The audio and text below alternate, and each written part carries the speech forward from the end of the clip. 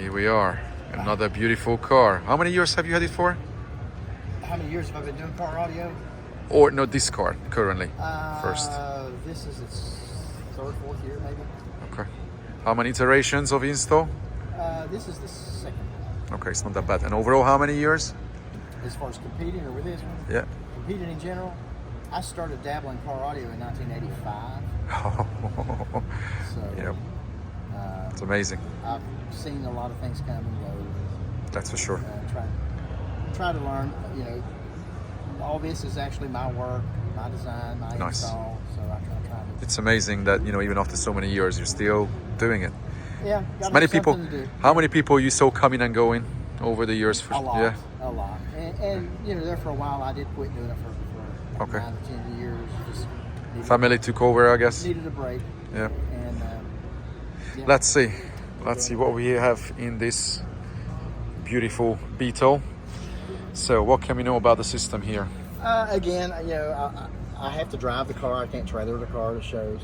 So I tried to build things with a little bit of overkill and maximize as much space as I could to have the necessities I need at the bigger shows. Yep.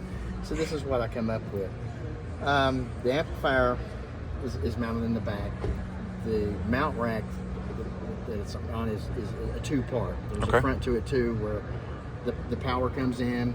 Processors on the other side that you can't see, but it also functions that all the power runs and RCA runs. Okay, separated. Short. Yep. For this. To save space, I used a fiberglass enclosure for the spare tire well, and again to get airspace, we did an inverted mount. Yep. And this is just kind of like an upgrade from a previous woofer that we had in here. Okay. So 3D printed an adapter. So what amplifiers have you got for the system right now? A Zapco 150.2 6-channel, and in front there is a Zapco 150.2 mono for the subwoofer duties. Okay. Wicked. Let's see the front end. Here we are. Running the ESB 9000 series speakers. Yeah. The 6.5 mid bass is in the door. I custom designed some 3D printed rings to mount them to the factory holes to not, destroy the doors. The mid-range and tweeter, I had to learn Fusion 360 to make the spherical pods, to mount to the A-pillars, to reduce the amount of modifications to the car.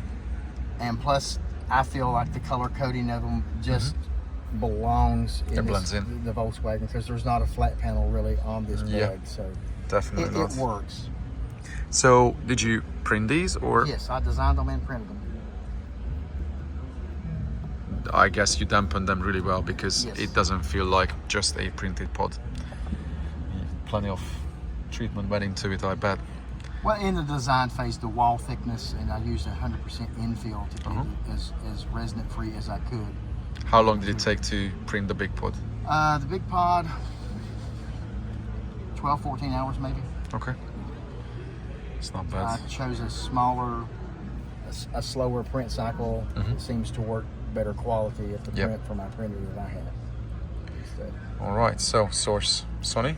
Yes, GS9. It's an older unit. We're running analog out into an older Sony or Arc Audio PSA processor, and just straight out of that to the amplifiers.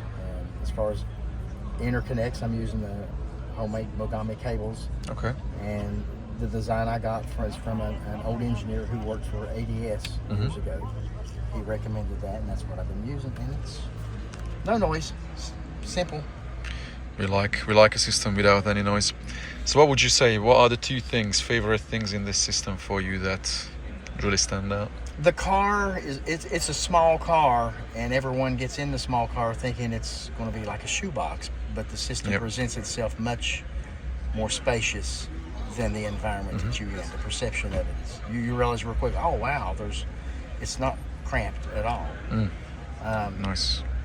And the second thing, I feel that it's an obtainable system to most. There's not a huge amount of modification, big modifications, or the car's not cut up, it's not vented, it's not this. And I feel that a lot of people see the bigger cars and the work, and it kind of can intimidate them But then they see Yeah. this and they listen to it. I and can they're do like, that. I can, That's yeah, nice. this is Yeah. something I can do.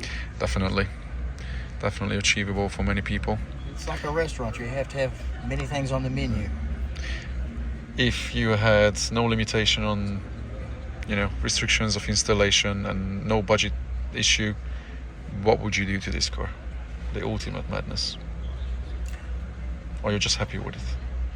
I think I'm pretty much pleased with it. There may be a different amp rack or some different subs in the back, maybe switch some stuff there. But as a whole, I wouldn't do some of the crazy modifications that I've seen some of the other guys do. Not in this car. Okay. But if you had a car that you could... Years ago, I had a 92 Lumina. I wish I had that car back. I could do a whole lot more. I could get a lot crazier in that. But I had. But as a thing, over the last 40 years, you have gone through pretty much everything. Keeping it as simple, I mean, for the classes that I want in and the restrictions that I put personally on the car, yeah. I mean, I want to keep it simple, functional.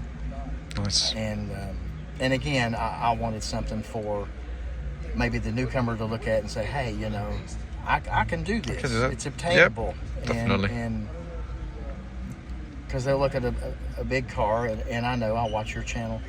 Some of the crazy stuff that you do, yes, the person just shies them off. Like, I can't do that. So you got to start small. We build simple systems as well. Yeah. Sometimes. Yeah. No, brilliant. All right, let's listen to it.